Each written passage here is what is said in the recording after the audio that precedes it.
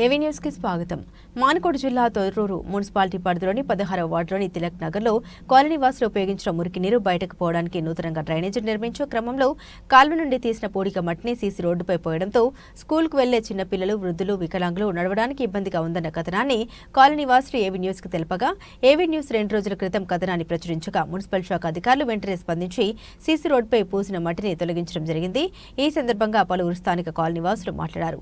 గత 2 నెలల క్రితం నుండి సీసీ రోడ్డుపై పోసిన మట్టిని తొలగించకపోగా ఏవీ న్యూస్ దృష్టికి తీసుకెళ్లగా ఏవీ న్యూస్ లో కథనాన్ని ప్రచురించగా మున్సిపల్ శాఖ అధికారులు వెంటనే స్పందించి సీసీ రోడ్డుపై పోసిన పూడికతీత మట్టిని తొలగించడంతో వార్డులోకి తిలక్ నగర్ వాసులు ఏవీ న్యూస్ ఛానల్ కి ప్రతినిధికి ధన్యవాదాలు తెలుపుతూ మున్సిపల్ శాఖ అధికారులకు కృతజ్ఞత తెలిపారు.